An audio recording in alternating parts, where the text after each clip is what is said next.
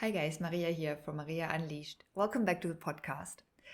Today is about living off grid, dream or nightmare. So I'm going to give you my full story there and the honest insight and my opinion. And then, you can take it from there. But before we start, I want to share actually quite a big update. So I just launched my Patreon site. Very, very exciting. And I'm going to link everything below if you want to check it out. So basically, a lot is going to change in the coming year.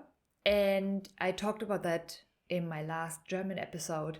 I'm also going to talk about this in detail in one of the next English episodes that are coming. But yeah, just heads up, a lot is changing and I'm kind of also evolving my business, bring it to the next level. And I have so many ideas and big visions and I want to make them a reality. And I can only bring my business so far, and now I need help to just step up the game, and just enter the next level. So yeah, one example is I want to bring a podcast with video content to you. So I don't just want to talk about it, I want to show you. I want to show you what it's like, and I want to share the beauty this world has to offer. And obviously that, takes, well, better equipment than I have at the moment. And yeah, that is definitely one bit I'm definitely going to take on in the next coming years. And yeah, I cannot wait to show you the world through my eyes and introduce you to the most amazing people I have met on my travels in the past 15 years. And yeah, that's going to be a big one for me. But also I have a few other things coming up, but they are still a little secret. But yeah, again, if you want to check it out, if you want to become a member, if you want to become one of my supporters and help me to reach my goals faster, it would be so amazing to have you on board.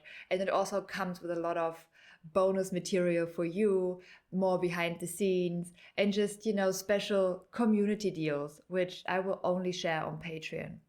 Also, I'm very excited to just grow a community over there that is genuinely interested in this type of content, because that's what I get from the normal social media platforms a lot. It's just like wishy-washy. No one really cares. It's more about how many clicks and how, it's just so not important. Like, it doesn't change the world at all. And I really want to bring the content to you.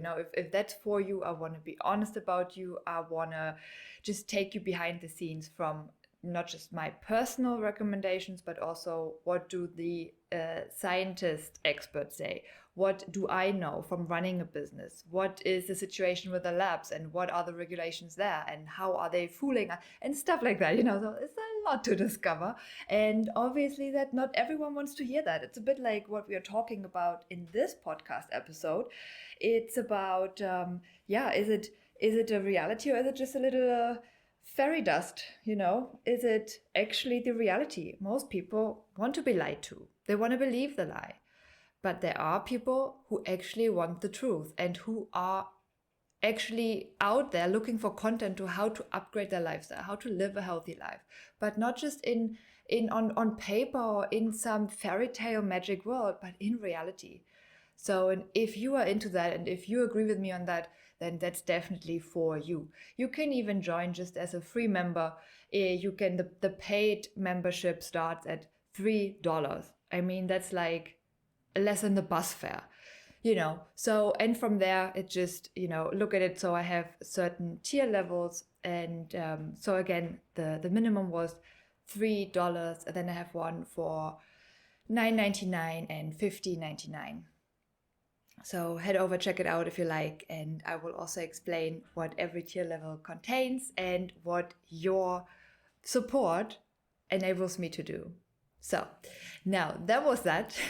But again, I will also record like a detailed podcast of what happened this year or the past 2-3 years, actually, just after COVID, and how it all evolved and what's happening behind the scenes, again, in reality, and the struggle we had to face and are still facing, and the ups and the downs and everything in between, and why I made the decision to now also step up the game, evolve, kind of slow down my online shop for a while and focus on services and online digital content, stuff like that. But again, it's coming in December, this episode. So if you like it, stay tuned, subscribe to the channel if you like.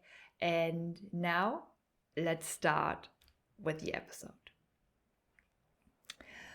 All right, living off grid. What can I say? It is indeed both. It is a dream and sometimes it's a nightmare. So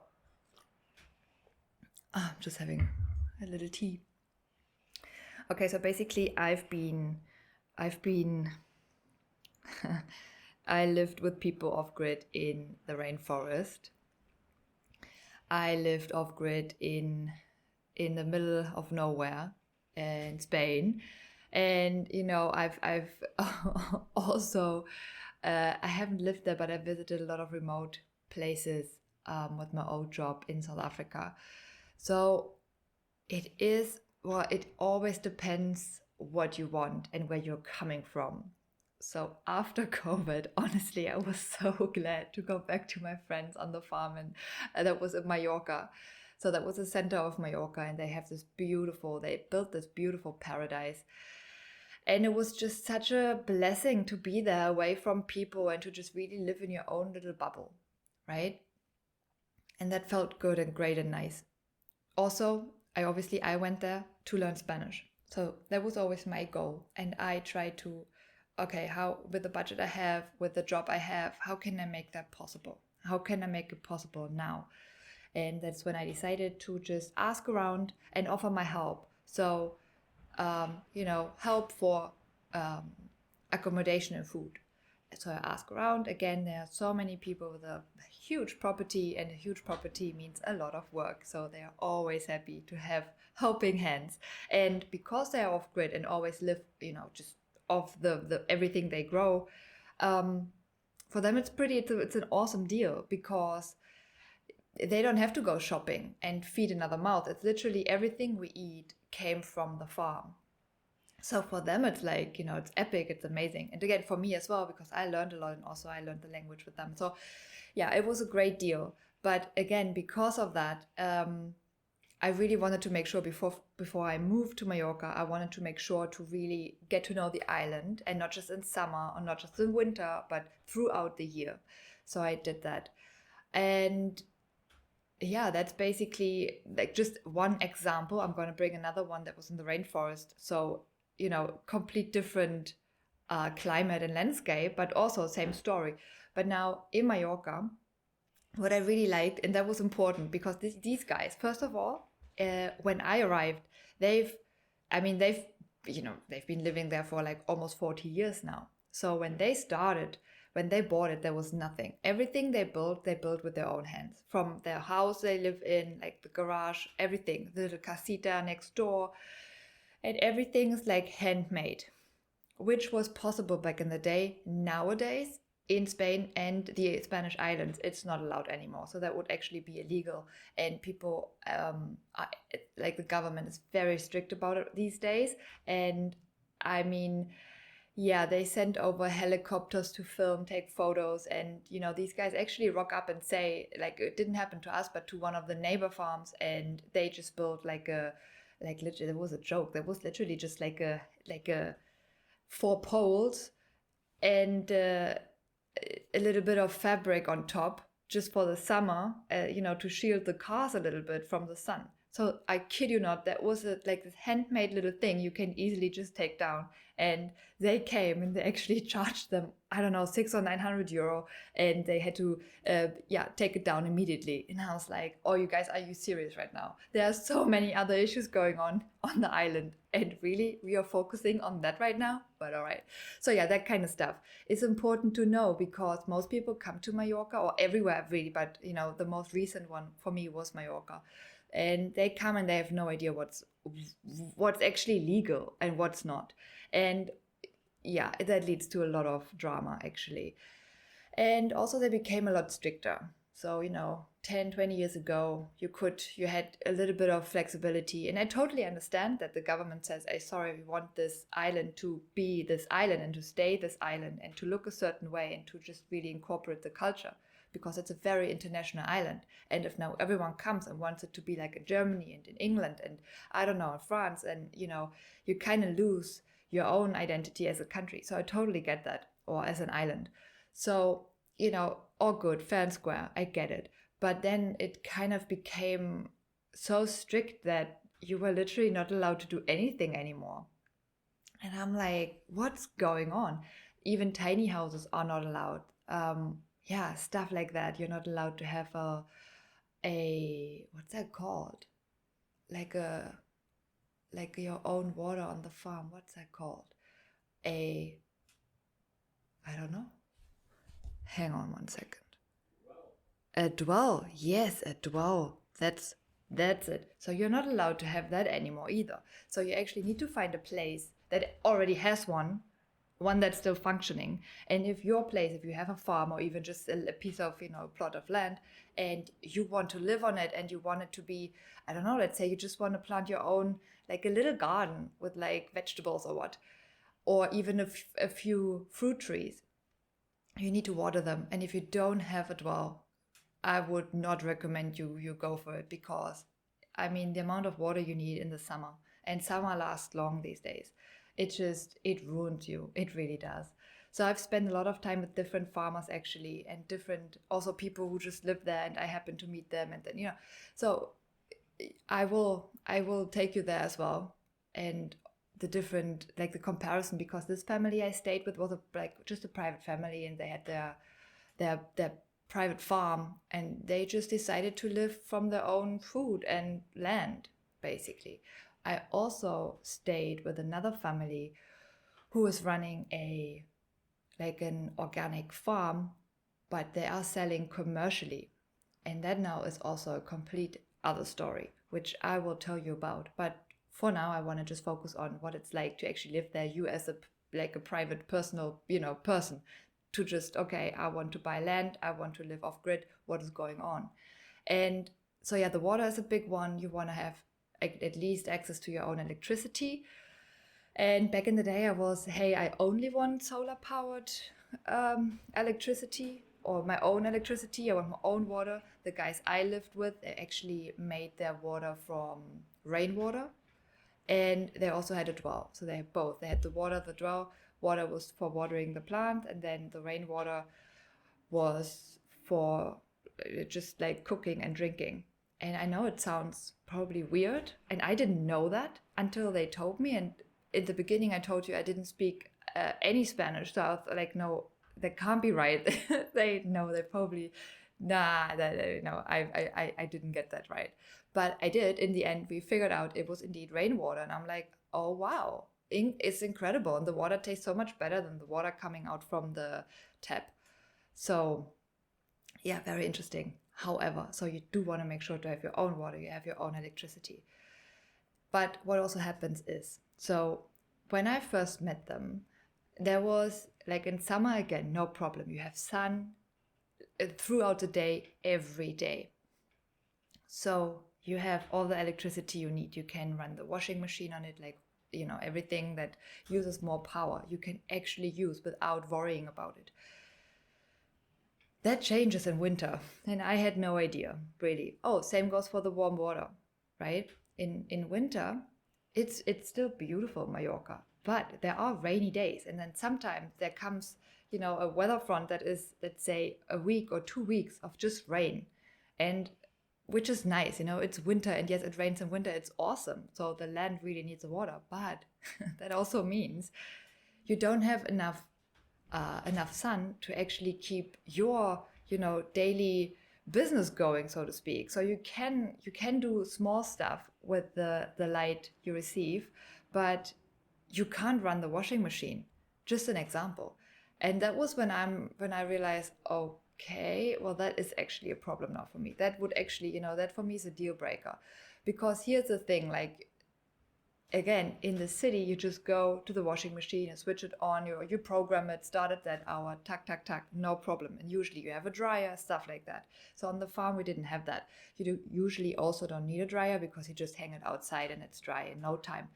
In winter, again, it takes a little longer, or you have to really wait for it, because again, it's raining, it's rainy season.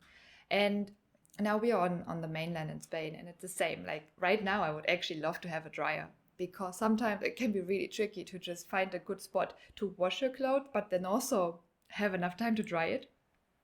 So yeah, that's where I'm like, okay, you know what? That's really annoying if you are, imagine you have a family and kids and you need dry clothes, right? And it's like, no, why am I making my life harder than it should be? So that would definitely be something I consider for my future home. And again, like I love the perks from living on a farm. Off-grid farm is amazing, but also sometimes it can, no, not it can, it comes in very handy if you just have the option to use the city electricity. You know, what if you are just also partly connected to that. And I also talk to people who have both. So they have the opportunity to just, generate their own electricity through solar power, but they are also connected to the network, the electricity network on the island. And basically what happens if they produce too much in summer, especially too much electricity from the solar panels, they sell it to the city or the community or whatever, I don't know what it's called.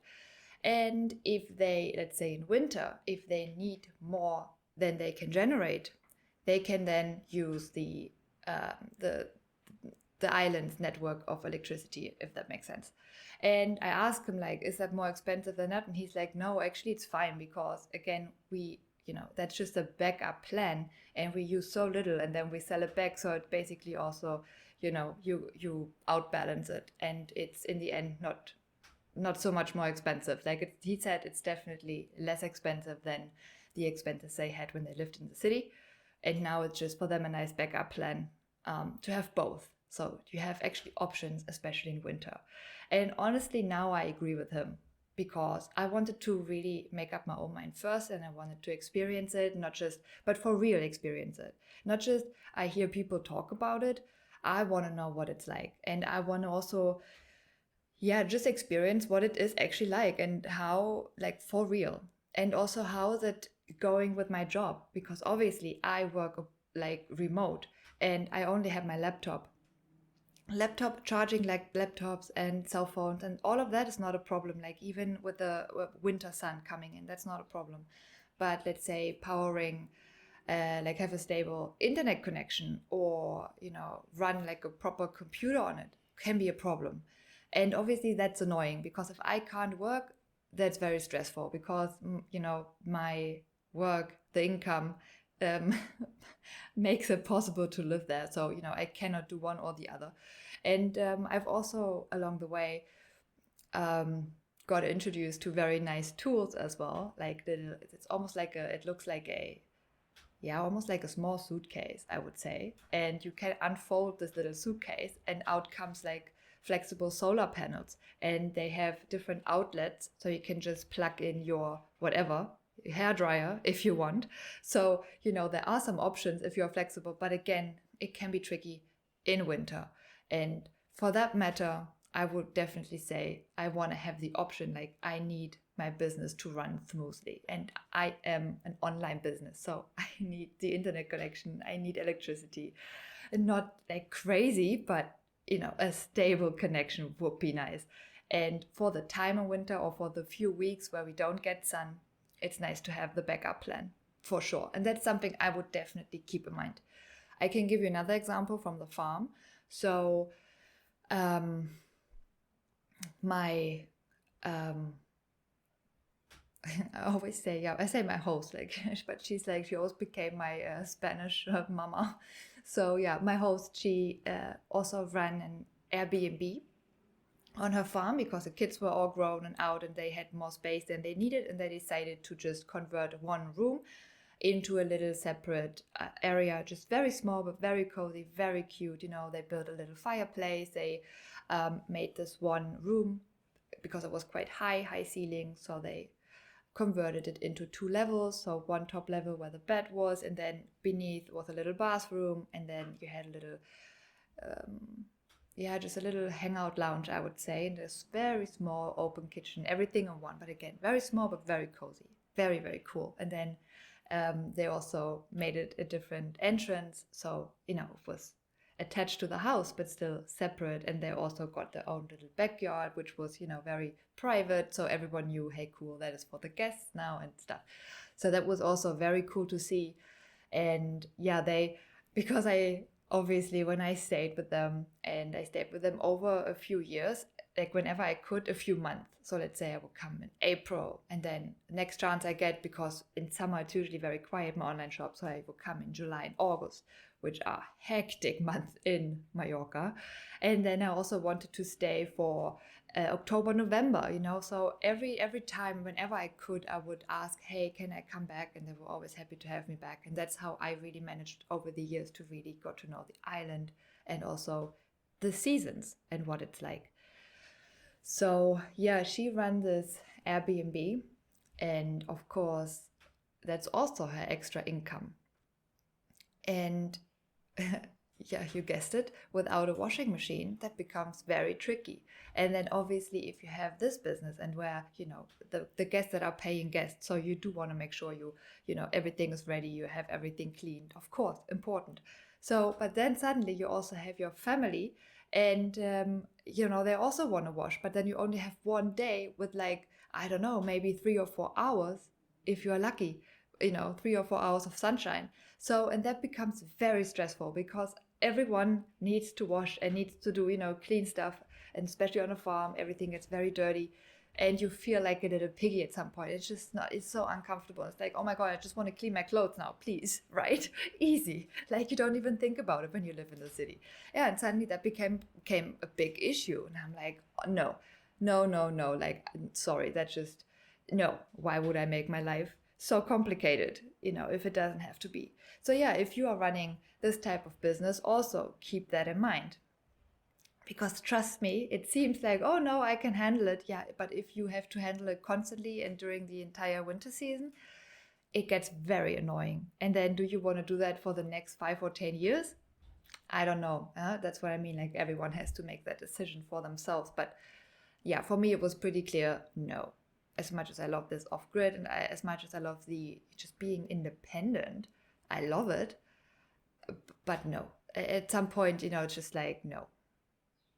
I also have to, due to my business, I have to be part of this modern world as well. So I have to find a balance. And again, like, for me, the balance would be, if I now, would create my dream place, I would definitely make sure to always have access to, obviously, water, warm water. In winter, I want warm water.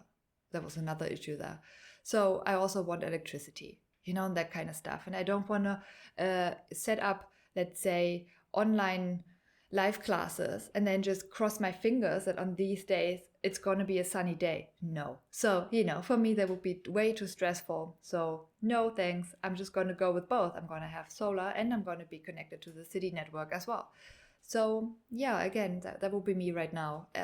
10 years ago, I probably would have said, oh, I only want solar. And I think I would have regretted that a lot. So yeah, and that's why I'm very, very grateful for myself. Yeah, I just always like tapping my shoulder and say, hey, you know what? It's annoying. Like, I've always wanted to have my own place, and I felt like, oh, but I should have one by now. The societal standards. And now I'm actually glad that I had enough time to think about it and to actually visit these places and live there for a while, because that changes your perception a lot. And now I can say I would definitely do it better. Like, the property I would choose now and the way I would build and connect everything, it would be different and it would be better. So for sure. So in that sense, it was very good to make that experience and to take more time to actually figure it out. So yeah, as I said, in winter we didn't have warm water. So they also changed that at some point. So they put another like a special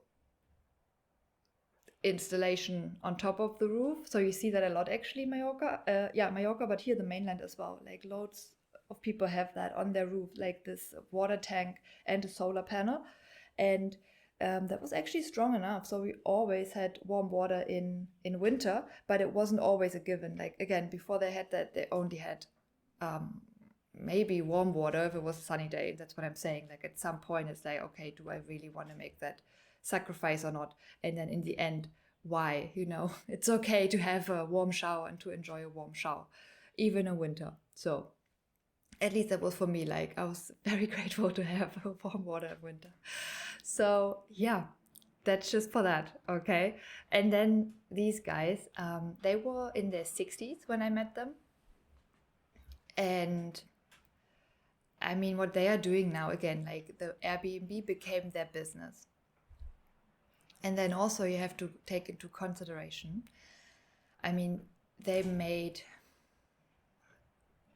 I don't know, less than, I would say, 1,500 euros, 1,600 euro a month on this Airbnb. So it's nothing crazy at all, but it's already almost double the amount the average income is, right? So, and then again, you don't have to leave the house. So that's kind of somewhat passive. Of course, you do have to make sure it's clean. You have to tidy it, or you pay someone to do that. Oh, yeah, but still, it's not, you don't have to leave the house and drive an hour and then and come back and whatnot. So during this time, while the tourists were there, obviously, it was a like you do your own thing kind of, not like a bread and breakfast where she would cook and what, no. So it's pretty hands off. And then the beauty about that was, while that was running, she could take care of the garden. And again, they had a huge property and they had everything. Like all year round, they would eat from the land, like everything, the trees, everything. Like they had a proper garden with, or they had 4 actually, 1 for each season, to also give the soil a break. Until the next year, they made their own, they also made their own fertilizer. So again, it's a lot of work. They cut their own wood, everything, like literally, you guys, everything. And that is a full-time job. So the morning would usually start. We get up, we feed the animals. So these guys had animals as well. Gallinas, like chickens, cabras, goats, and dogs and cats. But they would, I would say the goats and the gallinas, the chickens, they were probably their main source of food as well. And so we feed them, and they had a lot, like, I don't know, like maybe, like cabras not so much, but they had like 6 and 8 goats. And then you milk them by hand every day. So, and then after, you really feel like your hands are falling off if you're not used to it. I'm like, oh my God, that is crazy. But it's a lot of fun as well. But again, it takes time. So it's 1 hour just feeding the animals and milking. So then we would usually take a break, have breakfast, have a coffee, just, make a plan for what's going on this week or this day. And then everyone just goes their own way. And yeah, that really ranges depending on the season. You then have to, you water. And summer is a lot of watering, early morning, and then in the night when the sun sets, so, the water doesn't evaporate immediately. And then you basically just make sure that the garden is proper, really. In spring, you start your garden, you kind of check that everything's fine, you use your fertilizer, which we also make ourselves, that, that comes in all the animal poop, basically. And then they have different piles that are, in a certain way. So they usually leave it for a year. And then you have to, or in between, you have to kind of, make it upside down. I don't know how you call that. So that's a lot of work. And they need a lot of fertilizer, because especially in Spain and Mallorca, the soil is not very fertile. It's like, you need to add a lot of that and a lot of extra water for sure, because it gets very, very dry and it gets very hot very early. So you just make sure that everything, because again, these guys, they live off it for the entire year. So you want to make sure that your harvest is proper. And all let's say the olive trees and the other fruit trees, they're basically fine because they're big enough. But what we do have to watch out is to kind of protect it from the birds. So we always leave some for the birds hanging, because these guys are so cool to really say like, no man, we can't just take everything. We leave some fruits for the animals so they get their fair share as well. But also because birds, they don't care, oh, we're going to pick this one and only this one. No, they're going to pick every fruit and then they go off. So we made sure to kind of wrap them in like paper so they don't get picked. And then we just left a few for the birds, and so yeah, they could just eat that and leave some of the fruits for us as well whole, so they don't just go off so fast. So that's the kind of stuff you do. And then you want to make sure, because obviously when you have a garden, you know that, but suddenly everything is ready, and now you have, every day you harvest like 20 kilogram of tomatoes, and it's like, oh my god, what do we do with it? So it's like, okay, they obviously go off. So what you do, we use a lot fresh, of course, but what they did, they just preserved all of them. So some we just boiled, took off the skin, and then put them into glass jars. Others we made a huge, like I would say we had at least 50 liter of like ready to use tomato salsa. So delicious, you guys. And yeah, they had this outdoor kitchen, so they could do that outdoors. And then literally they live from these little conserven, don't know the English word right now, but they lived of it the entire year. And that's so amazing if you have this beautiful jar of like summer nutrients and summer love, and you take it out in winter and you just prepare your I don't know, like any dish you want, and it just tastes so delicious. The problem is it's so good you don't want to go back to store-bought. I can tell you that. So that's a lot of work. The summer is usually I would say the hardest, as in the outside conditions are so tough. It's so hot, you guys. And it's a lot to harvest. And then you pick them in the morning, tuck, tuck, tuck, tuck, make sure everything is ready. And then you spend the entire day just making sure everything gets preserved. And you do that basically 1 month long. And again, you want to make a good job. So I sometimes also fucked it up completely, and I still don't know why. Like, I don't know what went in there, or if my hands weren't clean enough. But then, we fill these jars with the beautiful tomato salsa, and some of them, they just go off. And then it's, I don't know, the more, the worse. And it's literally like I almost cried, because I'm like, no, like, no, I wanted to eat that in winter, and suddenly you really feel like also responsible to do a good job, because again, it is your food. And if you fuck it up, you kind of have to, like, again, they make money with their income from Airbnb, but still it's not huge. And also these guys, they really wanted to make sure to eat healthy food. And obviously then if you go to these organic shops or to other farms, that's also what they always did. Like, they either exchange goods, like, let's say, all these fresh vegetables and fruits for, let's say, wine. So the guy would come and just, fill, I don't know, 50 bottles of wine right there and then. It's just so cool to see. Or they would also trade meat with the other neighbors. So, and it's really cool to see. And then my family, they always they have a lot of bees as well. So they create a lot of honey, delicious honey, like from the farm. And then olive oil, they make their own olive oil as well. So the harvest for olive oil is in November. I also stayed for that. So I did 3 harvests already. And it's also a lot of work. And especially, if that is what you want to eat for the next year. So you definitely take a lot of pride, but also a lot of care, to prepare everything, to help it grow, to make sure that no little,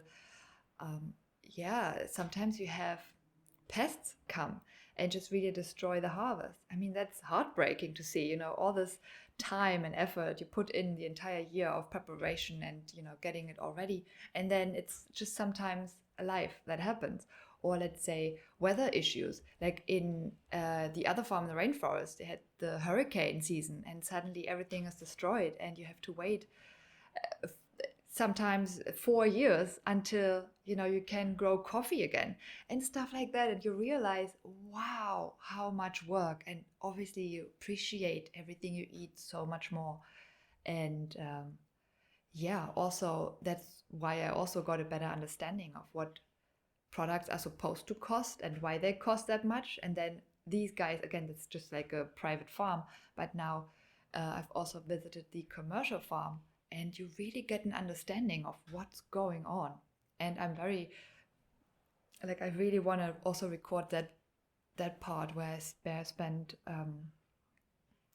time with the farm that is growing commercially and what's going on there and the regulations and stuff. And that's the kind of subjects people usually don't hear about and talk about, because they usually don't get the farmer's opinion and insight. And all they do is like complain, like, why is that so expensive? And yeah, if you figure out why, I'm telling you guys, it's shocking. It's really shocking. But yeah. So again, it really gave me such a good understanding of what's going on and how much work it is. And it is a full-time job. So yeah, and that's again just like all the garden stuff. And again, these guys had animals as well. So the garden you can even leave for, like, if you are sick in bed, or if you don't feel well, or if you want to go on holiday. Holiday is also not happening. So these guys, what they did, it's literally they went on holiday separately. So he would go for 2 or 3 weeks, and then she would go 2 or 3 weeks, and once a year, and that's it. That's what you get, because you can't leave the other person there just alone doing everything, because really it is too much. And remember, these guys are in their 60s already. So yeah, and that's also something people don't really consider. And now these guys also have animals. So let's say you want to have a little party weekend, you want to go to the other finca, meet your family and or whatever, friends, sleep there, have a sleepover, and then come back. So with just the garden, you can maybe do that. But again, you might have to sacrifice a lot of your harvest, if you kind of miss the watering cycles and stuff. I'm just saying. So can happen, but okay, no harm done. But if you do have animals, you have to get up, you have to feed them, right? Or if these guys, they had goats, so they made cheese and they made milk and like all the dairy products from, the goat milk. And oh God, you guys, it was so amazing, like just watching the cheese production, and again, how much time goes into it. And they did it in a very respectful way. Because obviously they can only use the milk once they were pregnant, and then you kind of keep going and milking them, but then at some point you have to give them a break as well. And also how they dealt with it, like they started to preserve cheese and oil, and they made hard cheeses and stuff like that. It was so cool to see. And also again, you appreciate it so much more. And then when the day comes and you have fresh milk again, it's like, oh my gosh, and you really like praise the animal as well. It's like, it's just a very beautiful cycle, and it's a very, I don't know, it makes it a round thing. Like really, it was for me so good to witness, how they live and how much respect and just gratitude they also pay every day, because they know, that it just, they can live this life because of everything. Like it's all is interconnected on their farm. So yeah, and as amazing as it is to have these such, like healthy, oh Jesus, like delicious and healthy food. I mean, yeah, if you can, I mean, you must really try it and just eat like this for a month and see how everything changes. Like I always feel so healthy. Funny enough, you even lose weight. I mean, that's also the farm work, but it's also like if you eat like whole food that keeps you full, you eat way less crap, obviously, right? And you don't have cravings for sugar.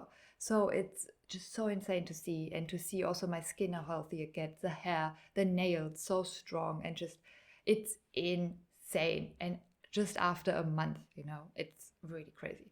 And again, it's so delicious. It is so good. You don't want to go back to normal store-bought products. But yeah, I let you decide that for yourself.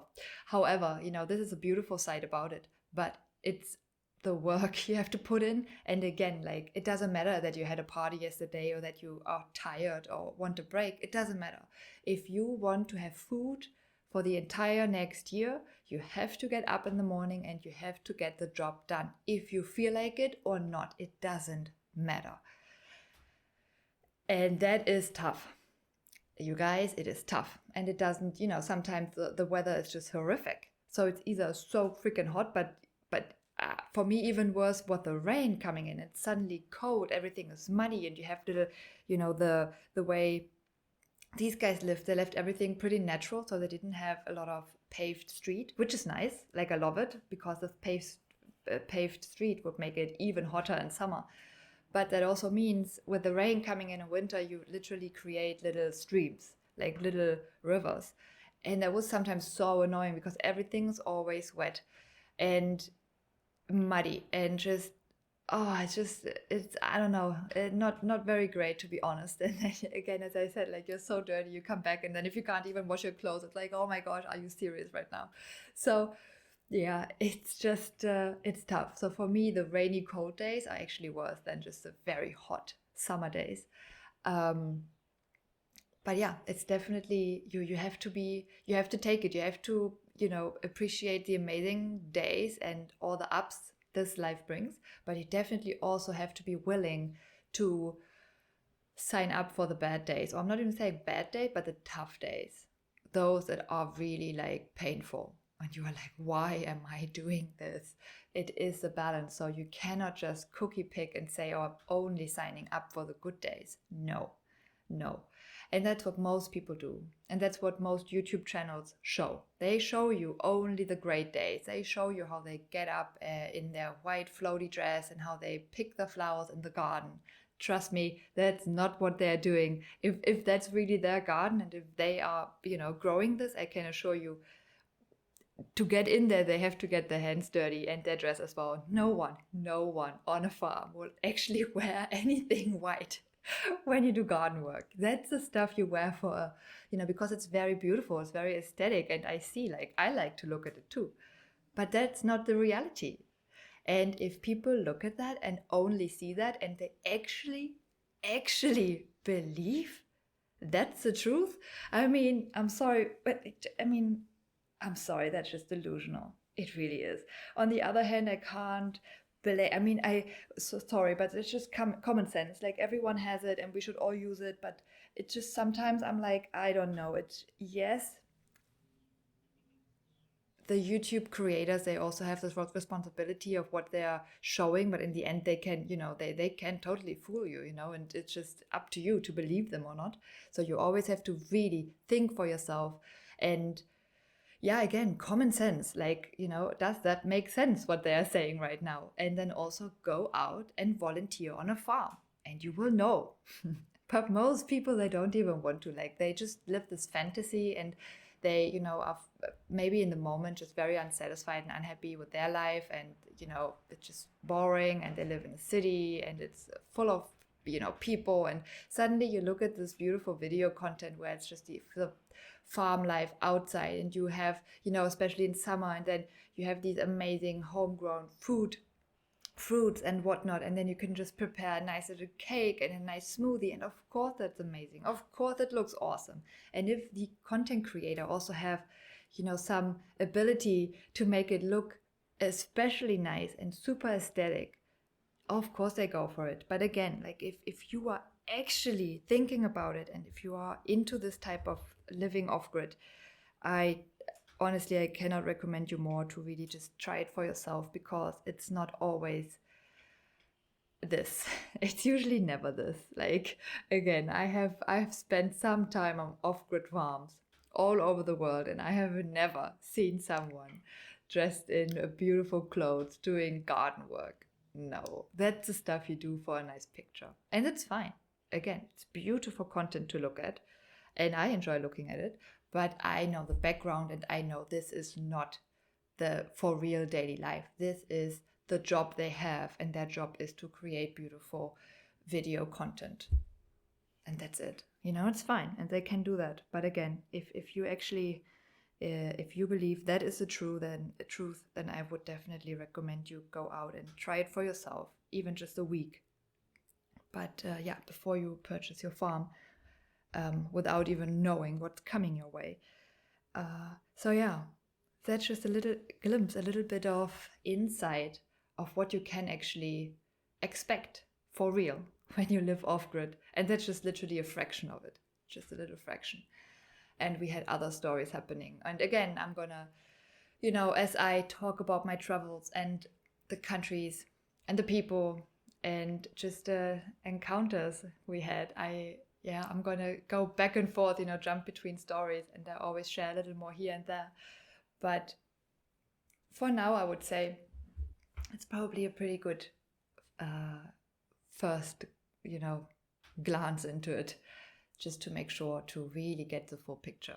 So is living off-grid a dream, or is it a nightmare?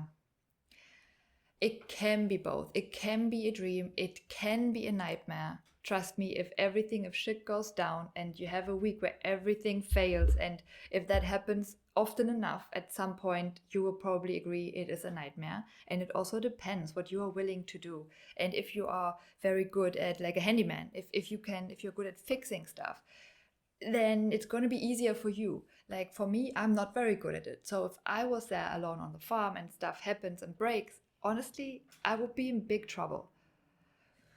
And then at some point, I would probably say it is a nightmare. Don't ever do it. But then again, I've spent so much time now in beautiful locations. But here's the other stuff. I always got there when it was already built. So you have to keep that in mind as well, the building process. So in everyone I ask, it's never, oh, we did that in 3 months, oh, in 6 months. So everything they did over a period of, usually at least 10 years. These guys over 30 years. And it takes time, at least probably 5 years to have your house, your garden, because it needs to grow, and especially if you have fruit trees. The first year is just about growing them, nurturing them until you can participate in the first harvest. So don't underestimate that as well. But again, I always joined these guys on their proper farm. So they already had everything there. Everything was installed and what. So take that into consideration as well. But I would say if you make it fit for your lifestyle, like fit into your life and daily routine, as I said, maybe for you only solar is awesome. Maybe you don't want to have solar at all. Maybe you just want to have normal electricity from the city. Fine, make it suitable for your needs and lifestyle, I would say. Don't just go for let's say solar powered everything just because it makes you look good on paper, or because that is what you should be doing. Because if it doesn't match your lifestyle, it's gonna be a nightmare for you. And really, why would you create more problems? Really, no, don't. I would say cross check it with your list, like what's important for you, what do you definitely need every day, and what can you let go of, I would say, and then see where you meet it. And maybe living off-grid is not for you at all. Maybe you love it, and maybe you're like, why didn't I move here 20 years ago? So it really depends. So it can be both. It can be a dream, it can be a nightmare, but always expect, even when you have these dreamy, amazing days, they always come with a price tag. So to really appreciate these amazing dream days, you have to put in the work first.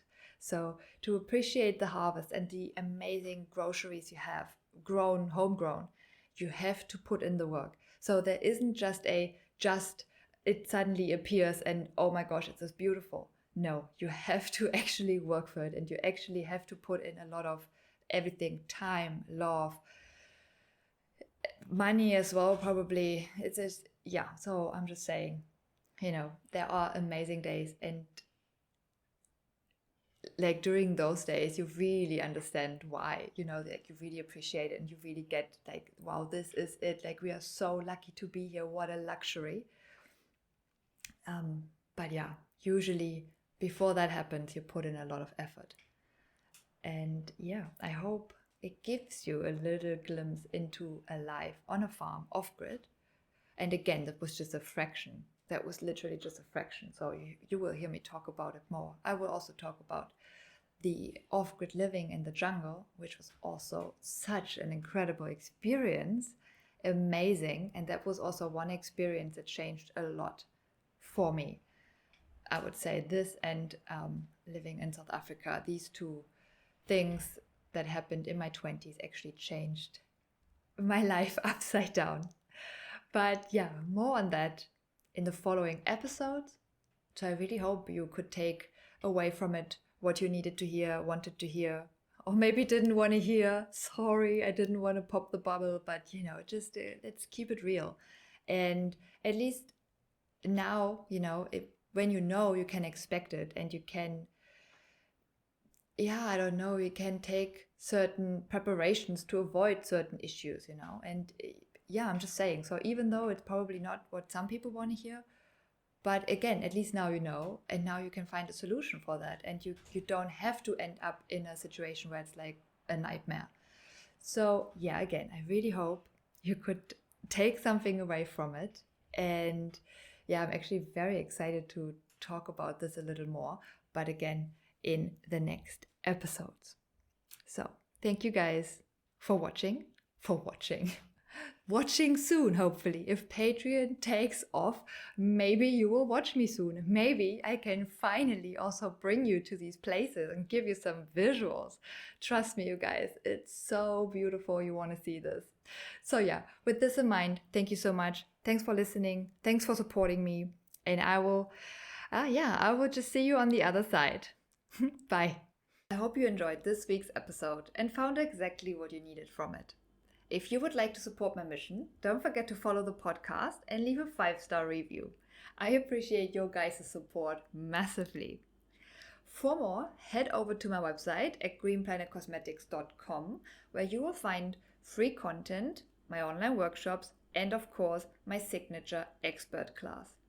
If you are feeling called to dive deeper, I also offer one-on-one sessions and intensive packages. Just reach out to me directly.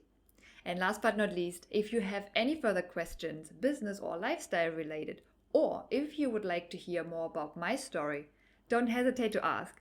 I would love to hear from you and weave your questions into my future episodes. Now, thanks so much for tuning in, and I will catch you in the next one. Bye.